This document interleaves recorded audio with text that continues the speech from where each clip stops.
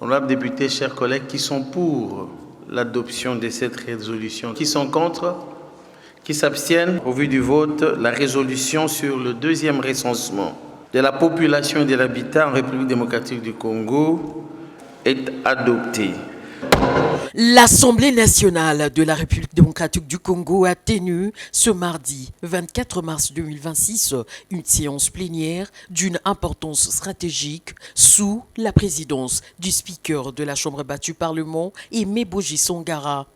Une séance plénière consacrée essentiellement à l'audition du discours des Dr Diène Keïta, sous-secrétaire générale des Nations Unies et directrice exécutive du Fonds des Nations Unies pour la population. Discours axé sur les enjeux des deuxièmes recensements général de la population et de l'habitat en République démocratique du Congo.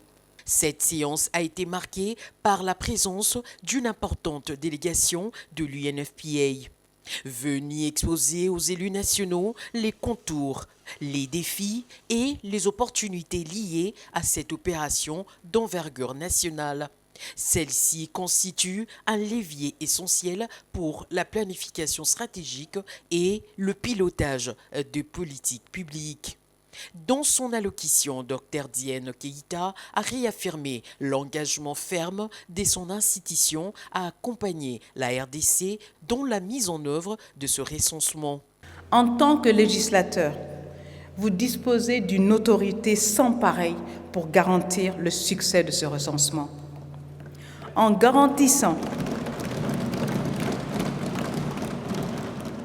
et je le dis avec tout le respect que je dois aux parlementaires du monde entier, en garantissant un financement durable et prévisible pour sa réalisation, en garantissant la supervision, la responsabilité et la confiance du public dans le processus de recensement, en défendant le recensement à l'échelle nationale et dans vos circonscriptions, afin que chaque citoyen et chaque citoyenne comprennent l'importance d'être recensé.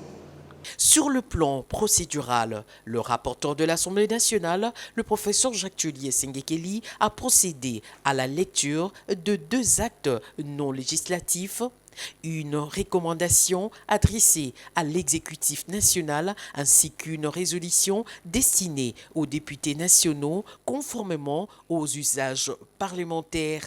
Considérant l'urgence et la nécessité d'organiser dans notre pays le deuxième recensement général de la population et de l'habitat, en vue de disposer des données complètes, fiables et actualisées, qui permettront d'élaborer et de mettre en œuvre des politiques publiques basées sur l'évidence démographique, de répartir équitablement les ressources publiques et d'améliorer les conditions de vie de nos citoyens, adopte la recommandation dont la teneur suit. Article 1er. L'Assemblée nationale recommande au gouvernement de la République, premier tiret, de faire du deuxième recensement général de la population et de l'habitat les piliers de son action afin de doter la République d'outils modernes de pilotage du développement et de répondre aux défis majeurs de la gouvernance publique. L'Assemblée nationale exprime son soutien au deuxième recensement général de la population et de l'habitat en sigle RGPH2 en République démocratique du Congo.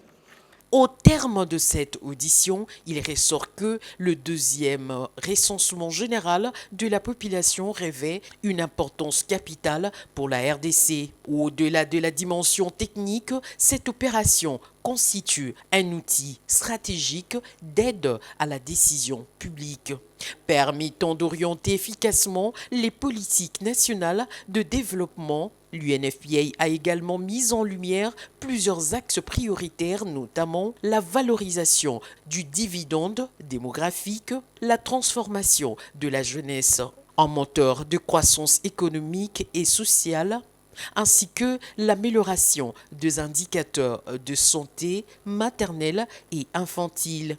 Ici est de souligner que cette plénière s'inscrit dans une dynamique de renforcement de la gouvernance publique et de promotion d'une planification basée sur des données fiables, indispensable à la mise en œuvre de politiques de développement durable. Fait marquant, au cours de cette plénière à la Chambre basse du Parlement, 301 députés nationaux ont voté en faveur de la tenue du deuxième recensement général de la population, témoignant ainsi d'un large consensus politique autour de cet enjeu stratégique pour l'avenir du pays.